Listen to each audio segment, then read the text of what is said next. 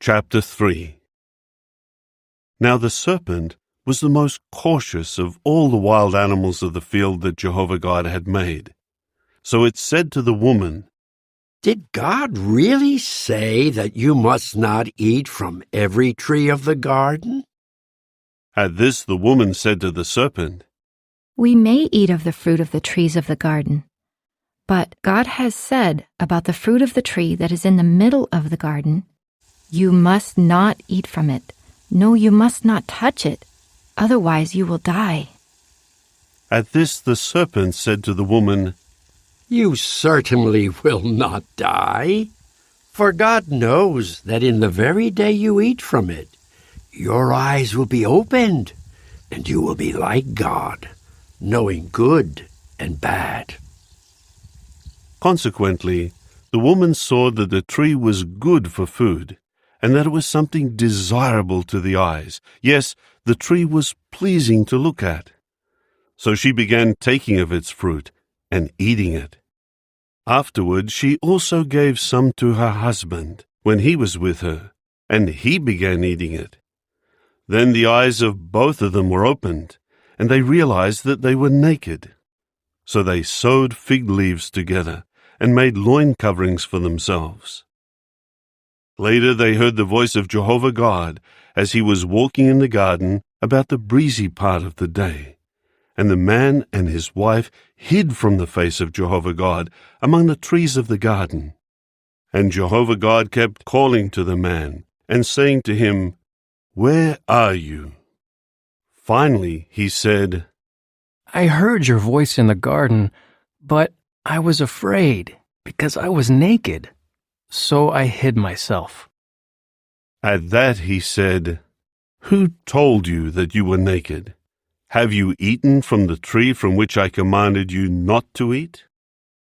The man said, The woman whom you gave to be with me, she gave me fruit from the tree, so I ate. Jehovah God then said to the woman, What is this you have done? The woman replied, The serpent deceived me, so I ate. Then Jehovah God said to the serpent, Because you have done this, you are the cursed one out of all the domestic animals, and out of all the wild animals of the field. On your belly you will go, and you will eat dust all the days of your life.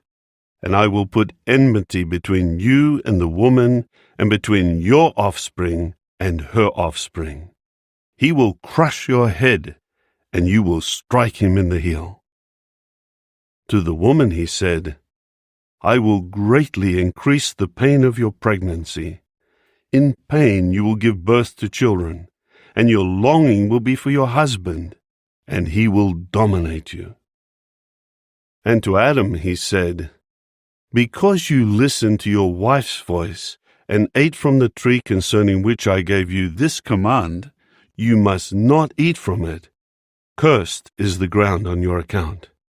In pain you will eat its produce all the days of your life. It will grow thorns and thistles for you, and you must eat the vegetation of the field. In the sweat of your face you will eat bread, until you return to the ground, for out of it you were taken. For dust you are, and to dust you will return. After this, Adam named his wife Eve, because she was to become the mother of everyone living. And Jehovah God made long garments from skins for Adam and for his wife, to clothe them. Jehovah God then said, Here the man has become like one of us, in knowing good and bad. Now in order that he may not put his hand out and take fruit also from the tree of life, and eat and live forever.